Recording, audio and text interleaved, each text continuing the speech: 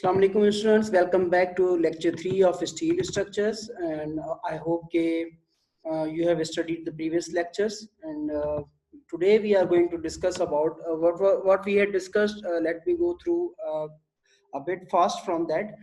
कि हमने first lecture में इंट्रोडक्शन है जनरल प्रॉपर्टीज डिस्कस की थी स्टील स्ट्रक्चर्स के बारे में, एंड जो हमारी जो दूसरी जो चीज़ थी हमने उसमें जो दूसरा सेकंड हमारा जो वीक था that was about the structural steel shapes and design specifications. Now we are moving ahead that today we will discuss the design philosophies. There's a mistake in the title.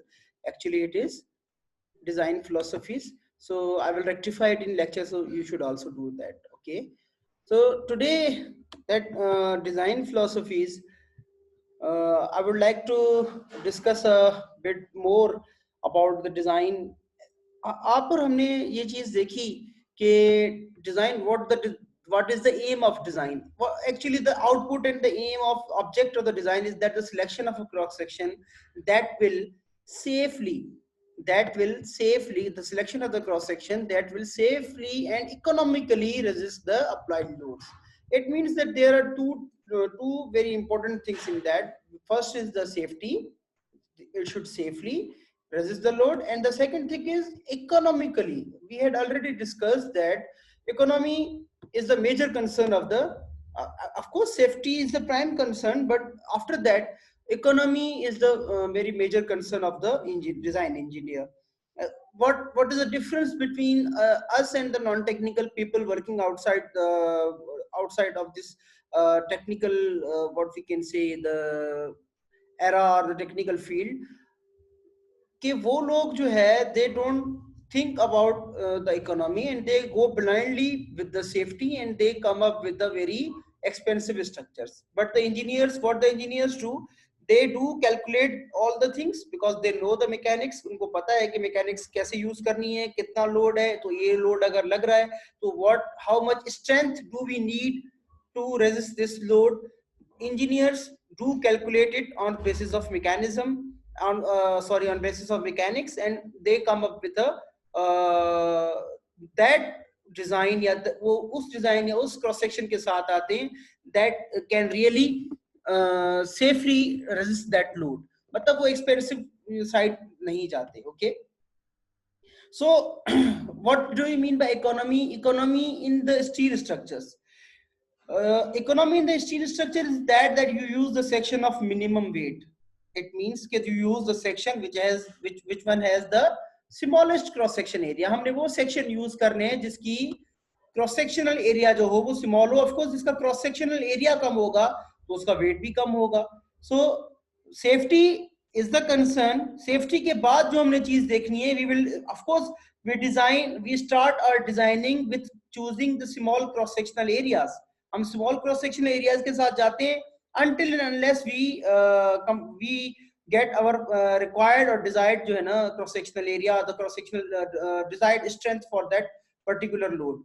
ठीक है, desired required strength for that, desired available strength for that load. Okay, so यहाँ पर जो है of course designing में ease of construction जो है ना वो भी choice of member size या सारी चीजों पे भी इफेक्ट करता है, लेकिन हमारा जो पहला जो कंसर्न है that is what safety, the other concern is economy. Okay, तो अब ये सारी चीजें, ये दोनों चीजें जहन में रख के ओके इंजीनियर ने जो है ना ये डिजाइनिंग की जो जॉब है that he has to do. Okay, तो वो किस तरह करेगा? We have some design philosophies for that and we need some also rule and principle how to do that. क्योंकि आपको पता है कि जो इंजीनियर है वो सिर्फ ये नहीं देखता कि what I have to do, but वो ये भी सोचता है और देखता है like specifications हैं, those also guide us how to do. ठीक है, वो हमने करनी कैसे है, डिजाइनिंग अगर करनी है तो किस तरह करनी है, तो उसके लिए जो है the code and the specifications are there and there are certain design philosophies. Okay, there are certain design methods. Okay, so what are those methods? Actually let me discuss first the basic principle that the required strength shall be like this statement. If you look at this statement, अगर आप इस statement को देखें कि required strength shall be less than or equal to available strength. What is the available strength? That ये जो available strength है ये क्या है? ये स्ट्रेंथ ऑफ द सेक्शन है या जो मेंबर है आप जो सिलेक्ट कर रहे हैं. ओके. रिक्वायर्ड स्ट्रेंथ क्या है? This is the load which load can be, देखिए लोड कोई भी हो सकता है, एक्सियल फोर्स हो सकती है, शियर हो सकता है, मोमेंट हो सकता है. This is the load that should be less than or equal to the available strength or resistance. आप इसको लेफ्ट साइड को लोड कह सकते हैं. Okay. L and this is the what? Resistance. Load should be less than or equal to resistance. Okay. This should not be greater. अगर greater होगा तो that section will not work for that, वो तो पहले ही fail हो जाएगा. Okay.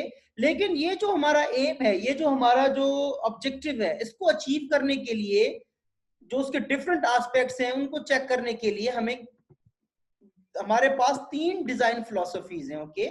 So we will discuss these 3 design philosophies. Although ये जो आपकी जो प्लास्टिक डिजाइन है, this is not in your आपका जो सिलेबस है उसमें नहीं है, but I would like to discuss with you for sake of more concept clarity कि इन तीनों डिजाइन्स में, डिजाइन फिलोसफीज में एक्चुअली डिफरेंस क्या है and how these are working.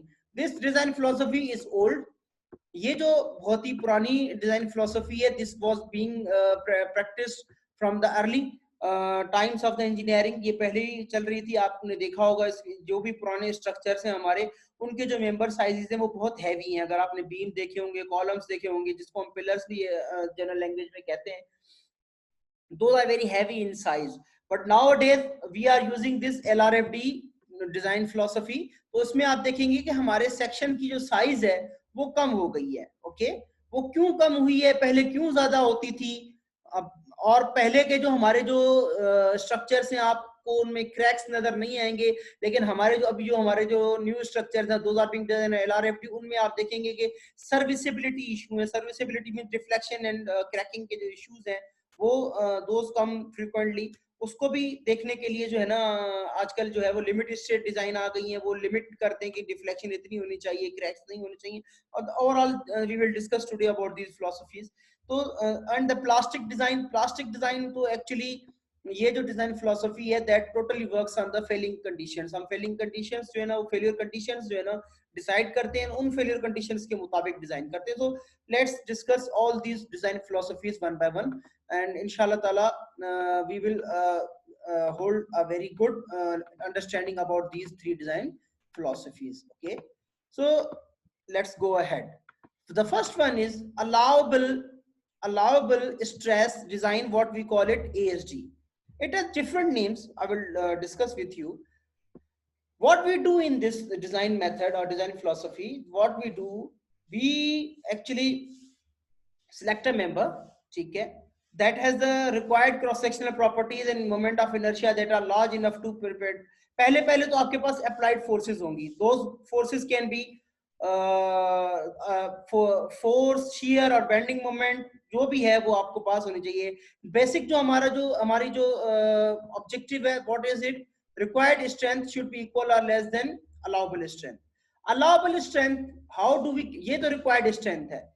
And required strength, these are what? These are the service loads. Service load से मुराद क्या है? Applied loads हैं, ठीक है, working loads हैं. हम इसमें कोई भी लोड को छेड़ते नहीं है. जिस तरह लोड होता है हम एज इट उसको ले लेते हैं and we apply over the structure and we design for the strength of for the required strength. वो required strength should be less than or equal to allowable strength. हम allowable strength को कैसे calculate करते हैं? Allowable strength, this is what nominal strength divided by safety factor. अब याद रखें ये बात यहाँ पे कि हम allowable strength design ASD method में we do not increase or decrease the value of load. We keep the value of load same as it is acting over the structure or the member. लेकिन हम क्या करते हैं, जो member है जिस member को हम डिजाइन कर रहे हैं, जिस मेंबर को हम चूज कर रहे हैं, we will divide its nominal strength, its theoretical strength with safety factor. वो safety factor कितना होगा, we will discuss कि वो safety factor कितना होगा, उसकी वैल्यू क्या होगी. But what we will we will calculate the allowable strength through dividing the nominal strength by a safety factor. It means के we are keeping the load same, हम यहाँ पे load को कुछ नहीं कर रहे, but we are reducing the strength. आप देख रहे हैं कि हम बचत करते हैं ना, हम हमारी जनरल लाइफ में भी आर वेरी कॉन्शियस कि यार खर्चा इतना करना है जितने जेब में पैसे और 2-4 रुपए थोड़े बचा कर भी रखने होते ताकि बंदा वापसी बंदे की जो है ना मुश्किल वक्त में काम आए. So what we do, engineers do the same way. They also keep something in their pocket कि वो क्या करते कि नॉमिनल स्ट्रेंथ को रिड्यूस कर देते. मींस वो टोटल जो स्ट्रेंथ है सेक्शन की उसको यूटिलाइज नहीं करते. They keep something for the rainy days. वो कहते हैं ना to keep something for the rainy days, बारिश के दिनों के लिए कुछ रखो. That the we what we do, we do not utilize mobilize the total strength of the section, पर हम सेक्शन की स्ट्रेंथ को कम करके कैलकुलेशन करते हैं ताकि अगर कोई बुरा वक्त भी आ जाए तो वो स्ट्रेंथ उसके काम आए. स्ट्रेंथ जस्ट लाइक लोड आपका भी एक्सियल फोर्स हो सकता है, टेंशन या कंप्रेशन. स्ट्रेंथ वाइस वर्सा होगी. अगर we are designing against the axial force strength, then the load then the हमारी जो अलाउबल स्ट्रेंथ होगी that would be also in that manner. आपको ये तो अंडरस्टूड चीज है कि आप अगर मोमेंट के अगेंस्ट डिजाइन कर रहे हैं तो स्ट्रेंथ शुड जो सेक्शन की होगी अलाउबल स्ट्रेंथ वो भी मोमेंट में ही होगी. ओके. अगर हम लोड्स के बजाय फोर्सेस के बजाय मोमेंट्स फोर्सेस या शेयर के बजाय हम अगर स्ट्रेसेस यूज करें, we can also use the stresses, then this formulation will become like this. तो ये क्या हो जाएगी, maximum applied stress should be equal or less than allowable stress. Okay. And stress, how do we get stress? You know that this is the load divided by area. This is actually the resistance. Okay. ये हम इसको इस वजह से इस approach को we also called allowable stress design. Means when there are forces it is allowable stress design, when there are stresses it is allowable stress design. अच्छा, अब ये जो स्ट्रेस की बात हम करते हैं तो हम इसमें आप देखें पहले के जो सेक्शन होते थे वो बड़े क्यों होते थे. मैंने पहले भी बताया आपको कि पुराने स्ट्रक्चर अगर आप देखें उनके जो मेंबर साइज है those are very heavy in size as compare to the today's LRFD method की जो डिजाइनिंग है हमारी उसकी. वो क्यों होते थे, because of this stress strain curve. आपको हमने ये पहले भी स्ट्रेस स्ट्रेन कर्व डिस्कस किया है कि ये जो हमारा जो ASG है, ASG जो है हमारा डिजाइन फिलॉसफी, वो सिर्फ और सिर्फ मेंबर की ये वाली स्ट्रेंथ जो है इलास्टिक लिमिट वाली जो स्ट्रेंथ है वो यूज करती है. इट मींस के वो कैसे यूज करती है, आप कहेंगे भाई इसमें भी रप्चर होगा, सब चीजें होंगी, एक यील्ड लिमिट होगी, एक जो है ना अल्टीमेट लिमिट होगी, वो सारी चीजें होंगी. लेकिन मैं आपको इंशाल्लाह ताला जब हम प्रॉब्लम करेंगे तो I will discuss with that with you people के वो किस तरह ASG में हम सेक्शन को यील्ड स्ट्रेंथ से आगे बढ़ना ही नहीं देते. चाहे वो हम उसकी FY लें, मतलब यील्डिंग स्ट्रेंथ कैलकुलेट करें, चाहे हम उसकी अल्टीमेट स्ट्रेंथ FU कैलकुलेट करें, पर स्ट्रेंथ उसकी हमेशा यील्ड में से कम हो. फॉर एग्जांपल हमारा A36 स्टील है. ओके. A36 स्टील है, लास्ट टाइम हमने डिस्कस किया था. A36 स्टील की FY कितनी है हमारी 58 KSI है. ठीक है. और उसकी जो FU है वो कितनी है 80 KSI है. ओके. अब जाहिर सी बात है A36 मटेरियल जब हम ASG के थ्रू यूज करेंगे तो मैं आपको इंशाल्लाह ताला बताऊंगा कि जो फैक्टर ऑफ सेफ्टी है ASG में, फैक्टर ऑफ सेफ्टी जो है वो एक्चुअली रोल प्ले करते हैं. वो जब हम यूज करते हैं तो हमारी जो सेक्शन की जो स्ट्रेंथ है वो automatically within this limit आ जाती है. ठीक है. जब जाहिर सी बात है आप किसी सेक्शन का पूरा, मतलब फॉर एग्जांपल अगर एक बंदा अपना पूरा जोर नहीं लगाएगा तो जाहिर सी बात है आपको 2 बंदे लाने पड़ेंगे, 3 बंदे लाने पड़ेंगे.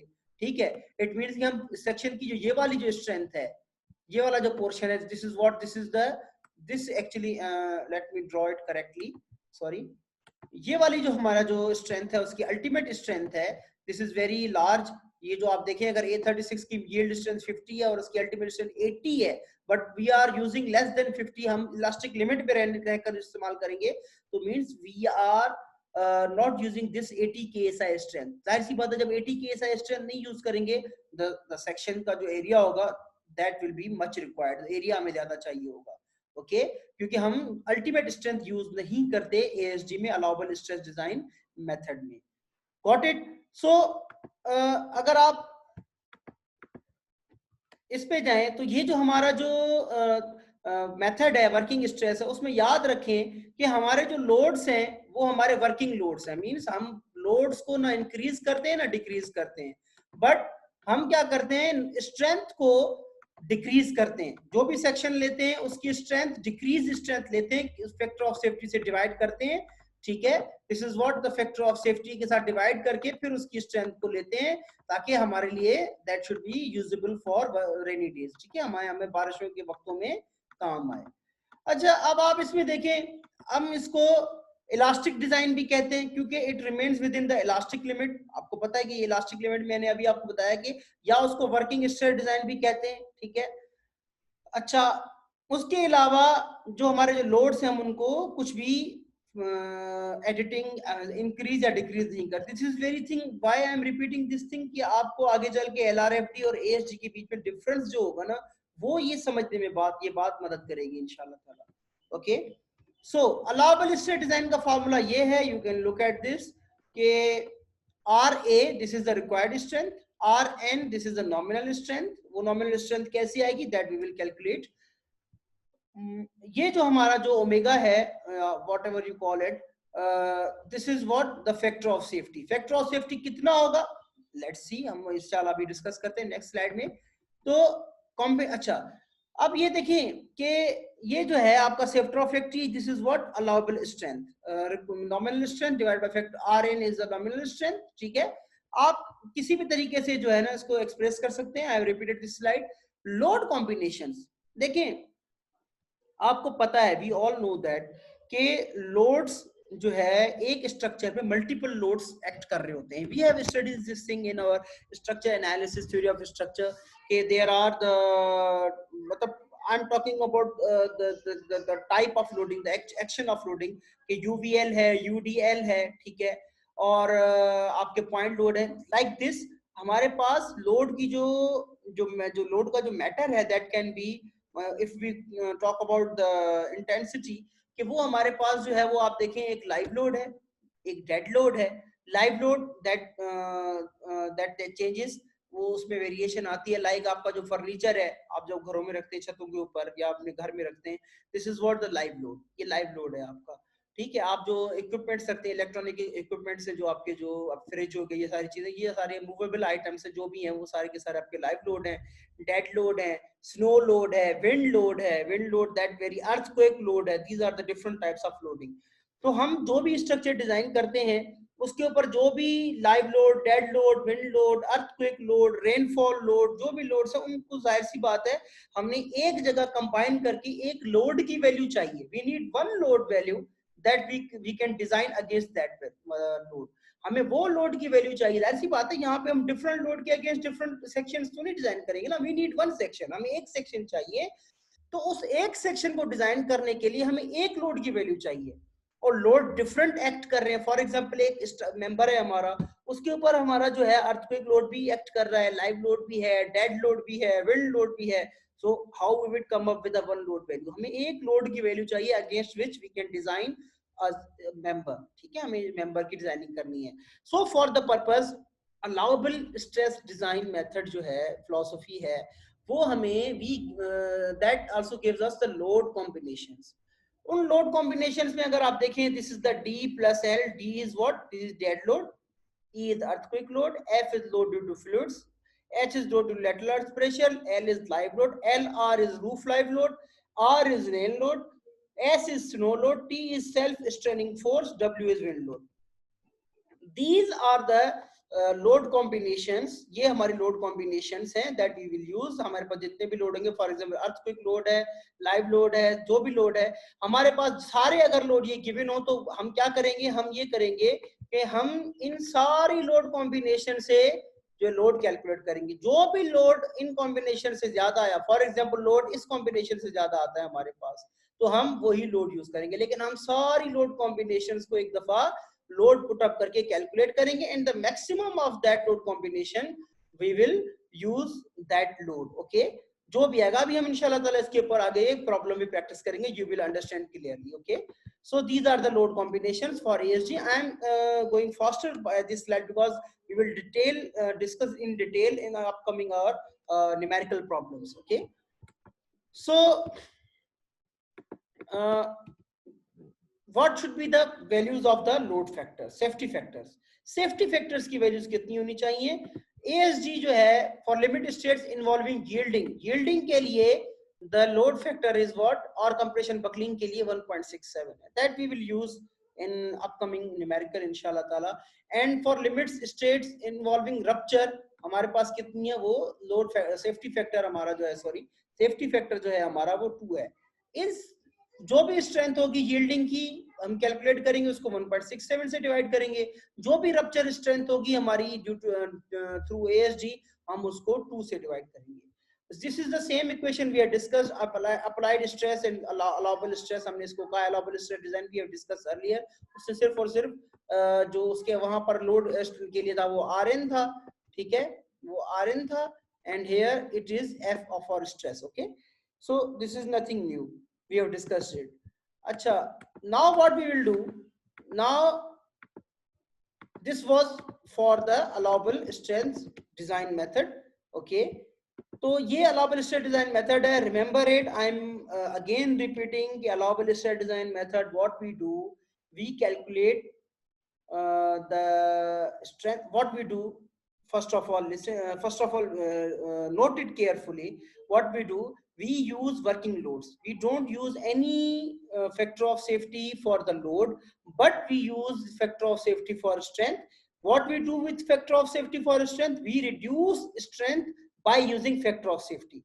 Okay, like यहाँ पर अगर आप देखें रप्चर के लिए इसको आप 2 से डिवाइड करते हैं, मतलब जो रप्चर स्ट्रेंथ आपने कैलकुलेट की है उसको आप ऑलमोस्ट हाफ कर देते हैं. यू से कि नहीं, अगर फॉर एग्जांपल 50 किप्स है, नो, द स्ट्रेंथ जो है ना हमारे सेक्शन की वो 25 किप्स है, 50 किप्स नहीं है.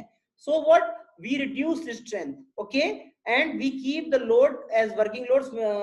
हम उसको कुछ भी नहीं करते, we keep it as those are being applied over the structure. And अगर हमारे पास मल्टीपल लोड्स हैं तो we use load combination to calculate the load, और उन लोड कॉम्बिनेशन में से जो भी कॉम्बिनेशन हमें मैक्सिमम लोड देगी हम उसको डिजाइन के लिए यूज करेंगे. This is for the allowable strength design method. Okay, remember it. We will inshallah when we will compare LRFD, that will be useful over there. Other design philosophy is plastic design. The word plastic आपने stress strain curve में भी पढ़ा होगा कि elastic आपकी range है, then that is the plastic range. Plastic जो word है वो हम इसलिए यूज कर रहे हैं कि प्लास्टिक डिजाइन एक्चुअली जो उसकी बेसिस है ना, वो हम क्या करते हैं इसमें, हम फेलियर कंडीशंस जो है ना वो डिफाइन करते हैं कि ये इसकी स्ट्रक्चर की फेलियर कंडीशन है, और हम उसको टारगेट करके जो है ना हम अपनी डिजाइनिंग करते हैं. वर्किंग लोड कंडीशंस को नहीं देखते हम, ठीक है. This is the technique. इस टेक्निक में हम क्या करते हैं, फेलियर कंडीशंस को कंसिडर करते हैं, then we design to achieve those or to prevent those failure conditions. ठीक है, इसमें हम क्या करते हैं कि मेंबर जो है ना हम सिलेक्ट करते हैं, और स्ट्रक्चर जो होगा हम कहते हैं कि जो फेल होगा वर्किंग लोड से आगे फेल होगा, दैट सी बात है, दैट इज कंसीडरेशन जो है ना वो फेलियर कंडीशंस में हम कर देते हैं. ठीक है, लेकिन फेलियर से यहाँ पे क्या मुराद है, कोलैप्स होगा या एक्सट्रीमली लार्ज डेफॉर्मेशंस होंगी. एक्सट्रीमली लार्ज डेफॉर्मेशन, जिस तरह आप खुदा न ख्वास्ता अगर आप देखें किसी का जब ज्वाइंट टूट जाता है, हाथ का ज्वाइंट टूटे या आर्म का, तो वो आप देखिए बिल्कुल एक प्लास्टिक हिंज बन जाता है. ठीक है, लाइकवाइज वो आप देखिए उसमें वो लोड नहीं लेता. फिर जब आप किसी का खुदा ना खासा ज्वाइंट टूट जाता है ना, आप उसको अगर हाथ को हिलाएंगे तो वो हिलेगा सही, लेकिन वो कोई भी लोड नहीं लेगा. इसी तरीके से स्ट्रक्चर में जहां पर आपका जो फेलियर होता है, मतलब यील्डिंग के बाद आप चले जाते हैं फिर अल्टीमेट पे, तो आपका जो है ना वो यील्डिंग के बाद वहां प्लास्टिक हिंज बन जाते हैं.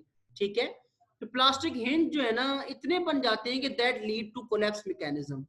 लेकिन इस प्लास्टिक डिजाइन मेथड में एक ये है कि हमारे जो एक्चुअल लोड है ना, हम क्योंकि फेलियर लोड्स को ज्यादा करके लेते हैं, लोड को यहाँ पे छेड़ते हैं. हम यहाँ पे स्ट्रेंथ को कुछ नहीं करते, हम कहते हैं कि लोड एक्चुअल लोड से ज्यादा करके हम डिजाइन करते हैं. We remain in the safe zone. ठीक है, हम क्या होते हैं सेफ्टी में कैसे होते हैं हम, क्योंकि हम जो हमारे हमारे जो लोड है वो एक्चुअल लोड से ज्यादा लोड पे जो है हम डिजाइनिंग करते हैं इसमें प्लास्टिक डिजाइन में. ओके, फेलियर कंडीशन डिसाइड करते हैं ऑफ कोर्स, लेकिन लोड को छेड़ते हैं, स्ट्रेंथ को कुछ नहीं करते इसमें, याद रखिए। वहां पे हम स्ट्रेंथ को मतलब हम रिड्यूस कर रहे थे, लोड को सेम रख रहे थे, यहाँ पे लोड को इंक्रीज कर रहे हैं तो स्ट्रेंथ को सेम रख रहे हैं प्लास्टिक डिजाइन में। ओके, सो इसका एक प्रोसीजर है। क्या करेंगे आप, वर्किंग लोड्स को लोड फैक्टर से मल्टीप्लाई करेंगे ताकि आपके फेलियर लोड्स आपको मिल जाए। आप फेलियर लोड्स को डिसाइड करते हैं, वो जाहिर सी बात है वर्किंग लोड से ज्यादा ही होंगे।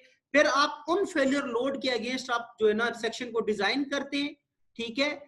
अच्छा, फिर आप जो है ना वो लाइटेस्ट सिलेक्शन जो है ना करते हैं। जाहिर सी बात है, हमें पता है कि हमने जो है ना क्रॉस सेक्शन कम से कम एरिया वाला सिलेक्ट करना होता है। तो इसके मुताबिक आपको जब लोड फेलियर कंडीशन में पहुंचता है तो वो एक्चुअली फेलियर पे नहीं होता, क्योंकि वो हम सेफ होते हैं, फेलियर कंडीशन पे हमें वो फैक्टर ऑफ सेफ्टी दे देता है। This is the way plastic design में हम अपनी फैक्टर ऑफ सेफ्टी कवर करते हैं। एएसडी में हम स्ट्रेंथ रिड्यूस कर रहे थे, प्लास्टिक डिजाइन में हम लोड इंक्रीज कर रहे हैं। लेकिन जो हमारी थर्ड जो फिलोसफी है विच इज LRFD, LRFD जो है वो हमारी जो which is called load and resistance factor design, LRFD। इसमें यह है कि LRFD में हम लाइक प्लास्टिक डिजाइन में स्ट्रेंथ या फेलियर कंडीशन हम कंसिडर करते हैं इसमें, लेकिन दोनों काम होते हैं जो पिछले दो टेक्निक्स में हो रहे थे। लोड भी फैक्टर्ड होता है, स्ट्रेंथ भी फैक्टर्ड होती है। इट मींस कि लोड को हम लोड के फैक्टर से मल्टीप्लाई करते हैं और रेजिस्टेंस को या स्ट्रेंथ को भी हम रेजिस्टेंस फैक्टर से मल्टीप्लाई करते हैं। इट मींस के जो वहां पे हो रहा था, स्ट्रेंथ रिड्यूस हो रही थी एएसडी में, लोड कम कर रहे, लोड वही रख रहे थे, लेकिन प्लास्टिक में लोड हमारा ज्यादा हो रहा था लेकिन स्ट्रेंथ को सेम रख रहे थे। लेकिन यहाँ पे दोनों काम हो रहे हैं, स्ट्रेंथ को भी रिड्यूस कर रहे हैं फैक्टर करके और लोड को फैक्टर करके इंक्रीज कर रहे हैं, ठीक है। अब फैक्टर्ड लोड जो है ना हमारा, इसमें दोनों चीजें हैं। अब हमारे पास जाहिर सी बात है, हमें लोड को जब इंक्रीज करना होगा, हम किसी भी चीज को इंक्रीज करना चाहें तो हमें क्या करना होता है, हमें जो लोड फैक्टर होता है वो 1 से ज्यादा रखना होता है। फॉर एग्जाम्पल मैं 5 की वैल्यू को इंक्रीज करना चाहता हूँ, मैं अगर इसको मल्टीप्लाई करूंगा 1 से तो आंसर सेम आएगा, लेकिन इसी 5 को मुझे अगर बढ़ाना है, ये फॉर एग्जाम्पल 5 की लोड है, इसको मैंने बढ़ाना है तो it should be greater than 1, it should be 1.1 और 1.2। This is the simple mathematics कि ग्रेटर देन 1 होगा तो आपका लोड की वैल्यू, आपकी कोई भी वैल्यू है लोड की वैल्यू बढ़ेगी, और अगर लेस देन 1 होगा तो वो वैल्यू रिड्यूस होगी। जस्ट लाइक हम यहाँ पे स्ट्रेंथ को रिड्यूस कर रहे हैं, तो यहाँ पे जो स्ट्रेंथ के जो फैक्टर ऑफ सेफ्टी होंगे वो लेस 1 से कम होंगे, यूनिटी से कम होंगे, और लोड के जो फैक्टर ऑफ सेफ्टी होंगे वो यूनिटी से ज्यादा होंगे। क्यों ज्यादा होंगे? क्योंकि लोड को हम बढ़ाना चाह रहे हैं, स्ट्रेंथ को हम रिड्यूस करना चाह रहे हैं। This is what the mathematics things and you know very well. आप तो माशाल्लाह इंजीनियर्स हैं, तो this is not the big problem to understand, ठीक है। लेकिन इसमें हम जो है ना आजकल जो न्यू डिजाइनिंग पैटर्न्स हैं, let me discuss with you कि 2000 रादर ऑन सर्विसिबिलिटी लिमिट्स। अब प्रॉब्लम क्या हो रहा है, हमने शुरू में ये डिस्कस किया, पुराने जो सेक्शंस थे वो ऑल्दो उनकी वो बड़े बड़े सेक्शंस थे, वो they are good with strength. हमारे जो LRFD के सेक्शंस हैं they are also good with sections, but serviceability is the matter nowadays. क्योंकि आपको पता है कि जब आप कम सेक्शन जो आप करते हैं, आपको फार्मूला आपको पता है कि डिफ्लेक्शन का, अगर आपको याद हो डिफ्लेक्शन का फार्मूला, मैं अगर सिंपल जो हमारा जो सिंपली सपोर्टेड बीम है, मैं let me draw it very in a micro size. This is what the P load centre पे एक्ट कर रहा है, इसकी जो डिफ्लेक्शन की जो वैल्यू है आपको याद है, अगर if you remember this thing, तो वो क्या है हमारी equation, PL cube upon 48 EI। I am just trying to make the things understandable, ठीक है। अगर आप देखें कि आपकी जो डिफ्लेक्शन की वैल्यू कब कम होगी, याद रखें कब कम होगी, जब आपकी मतलब डिफ्लेक्शन आप कैलकुलेट करते हैं जब आपका मोमेंट ऑफ इनर्शिया बढ़ेगा। मोमेंट ऑफ इनर्शिया कब बढ़ेगा? जब आपका एरिया ज्यादा होगा। पुराने जो स्ट्रक्चर्स थे उनका मोमेंट ऑफ इनर्शिया ज्यादा था, एरिया ज्यादा था, बड़े सेक्शंस थे, तो उनकी डिफ्लेक्शन जो है ना वो कम होती थी उन सेक्शंस की। लेकिन LRFD में हमने स्ट्रेंथ तो ज्यादा क्यों हम कर रहे हैं? क्योंकि LRFD में हम जो मटेरियल है उसकी फुल स्ट्रेंथ यूटिलाइज कर रहे हैं, FY FU दोनों यूज कर रहे हैं, यील्डिंग अल्टीमेट स्ट्रेंथ दोनों यूज कर रहे हैं। तो जाहिर सी बात है, जब आप एक बंदा ताकतवर खड़ा करेंगे तो वो जो 50 किलो का लोड है, अगर फॉर एग्जांपल 50 किलो उठाना है, आप अगर मुझे से कमजोर बंदे, कमजोर मैं फिजिकली तो कमजोर नहीं हूँ, ओके, लेकिन अगर आप दो कमजोर लोगों को कहेंगे अगर आप 50 किलो एक कमजोर बंदे को कहेंगे तो वो नहीं उठा सकेगा, और एक बंदा कहेगा आएगा जो ताकतवर होगा उसको देंगे तो वो 50 किलो उठा लेगा, लेकिन वो 50 किलो जो है ना वो 2 बंदे उठाएंगे। Same is the situation happening here कि आप LRFD में जब पूरी स्ट्रेंथ मटेरियल की यूटिलाइज करते हैं, FU यूटिलाइज करते हैं जो है ना 80 KSI वाला जो A36 स्टील के लिए मैंने पहले भी बताया आपको, तो आपका मेंबर जो साइज है वो कम आता है इसमें। जब you will see in the problems, हम इंशाल्लाह जब हम डिजाइनिंग करेंगे तो आप खुद जो है ना वो देखेंगे। तो एरिया कम आता है, मोमेंट ऑफ इनर्शिया कम आता है, जैसी बात है एरिया कम है तो मोमेंट ऑफ इनर्शिया भी कम है, या मोमेंट ऑफ इनर्शिया कम है तो एरिया भी कम होगा। That affects directly on the serviceability. आपको डिफ्लेक्शन की वैल्यू ज्यादा आती है, सर्विसिबिलिटी के मैटर्स आ जाते हैं। जब वो डिफ्लेक्शन होना शुरू होती है then those cracking also starts. जो हमारी जो फ्लेक्चर क्रैकिंग है वो तो हो ही जाती है, ठीक है। तो this is the issue nowadays. तो हम LRFD को भी आजकल इस तरह से यूज कर रहे हैं कि लोग, अब जो क्लाइंट है वो कहते हैं कि भाई डिफ्लेक्शन इतनी ना हो, डिफ्लेक्शन ये हो, वो डिफ्लेक्शन की वैल्यू दे देता है। आई एम नॉट कंसर्न, आई से कि हमारा स्ट्रक्चर स्टेबल हो। स्ट्रेंथ को तो उसको पता है ना कि जाहिर सी बात आप कोई भी स्ट्रक्चर बनाएंगे वो अपनी ताकत पे खड़ा हो सके, वो तो खड़ा होगा, लेकिन वो कहता है कि नहीं इसको इस तरह परफॉर्म करना चाहिए कि उसकी डिफ्लेक्शन इतनी होनी चाहिए, क्रैक एक भी ना होना चाहिए। These are the things nowadays being modified in the designing world के। आपने जो है वो लिमिट स्टेट आजकल जो डिजाइनिंग्स आ गई हैं, इस तरह की सर्विसिबिलिटी लिमिट्स भी हो सकती हैं, स्ट्रेंथ लिमिट्स भी हो सकती हैं, बहुत सारी लिमिट्स हैं। Okay, so we will discuss in while we will design the things through LRFD and ASD inshallah। ये जो इक्वेशन है ये हमारी इक्वेशन है, इसमें जो अगर आप देखें RU is less than 5RM, ठीक है।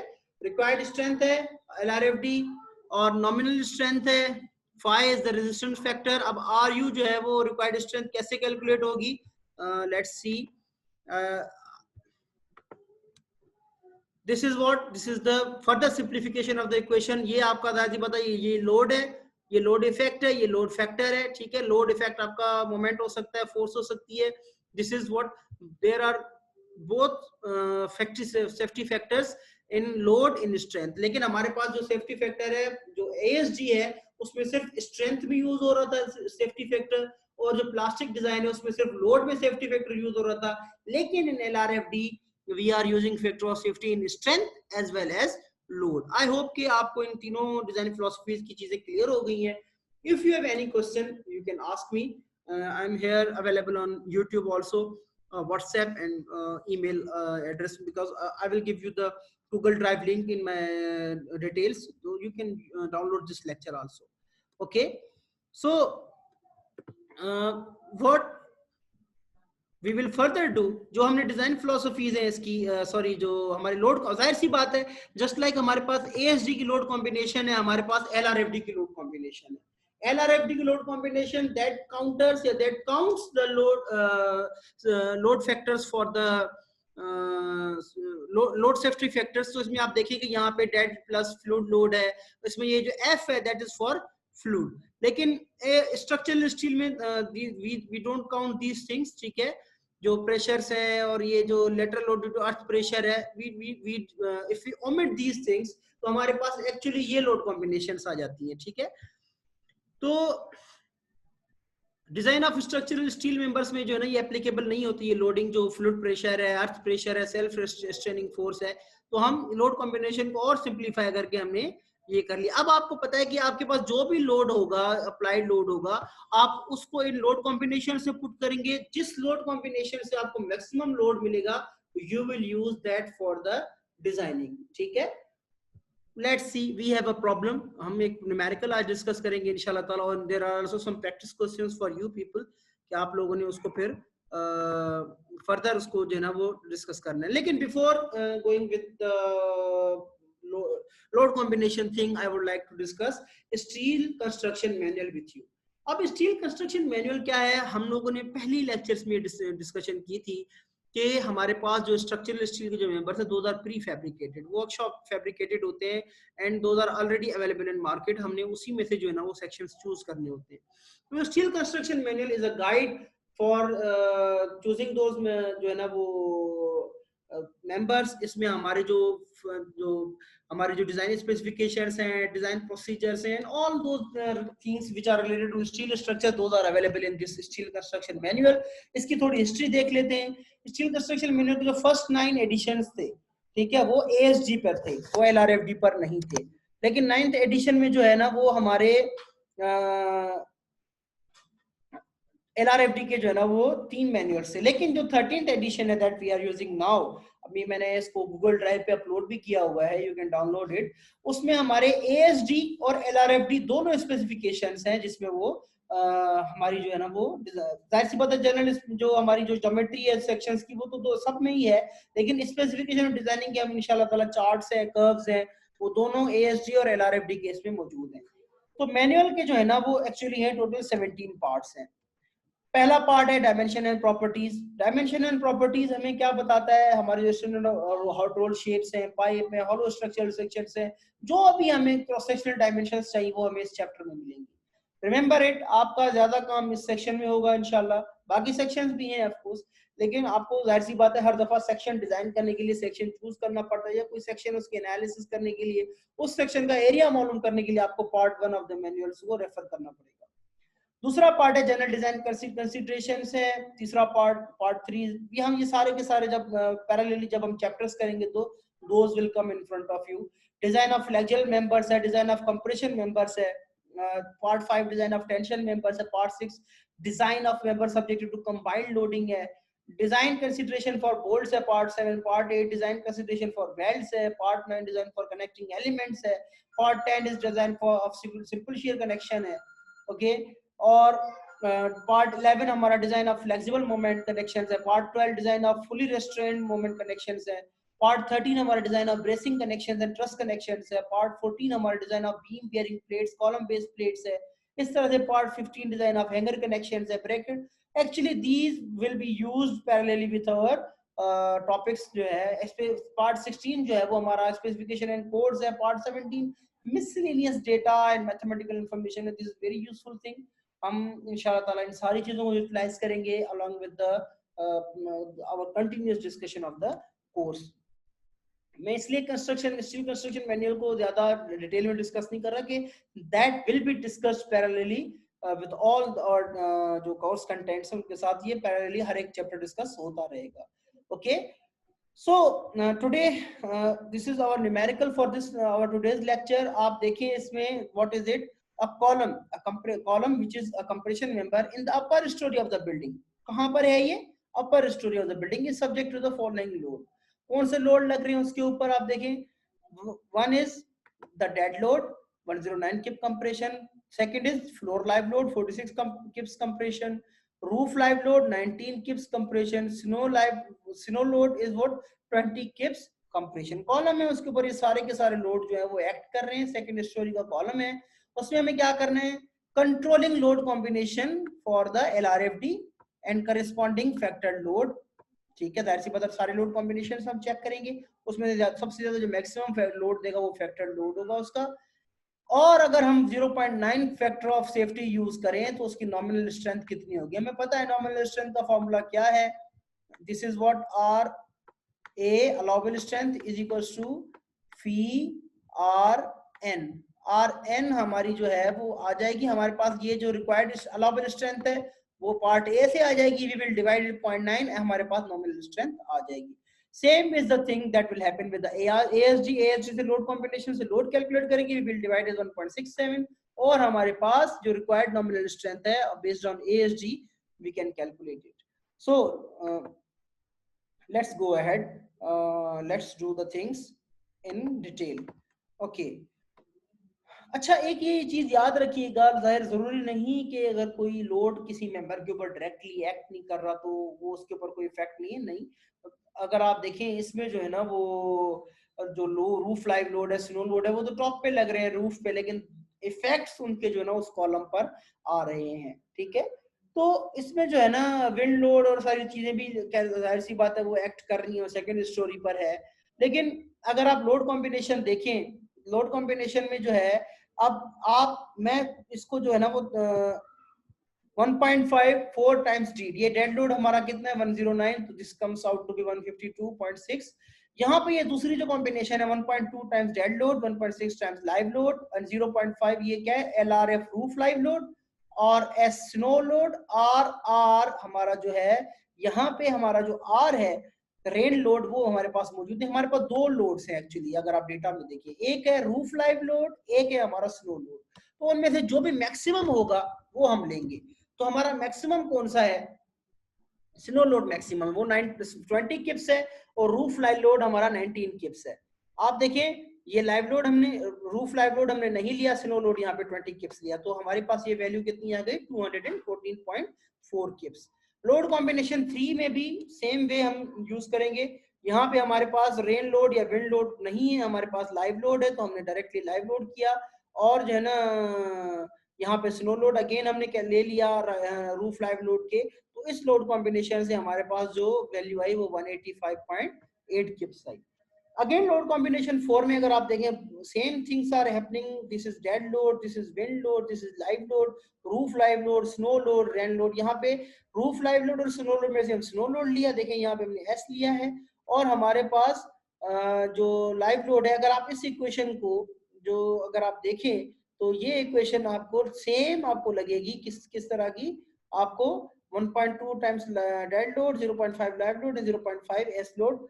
तो आपके पास ये स्मॉलर रिजल्ट है, अगर आप इसको कैलकुलेट करेंगे कॉम्बिनेशन 3 से आएगा।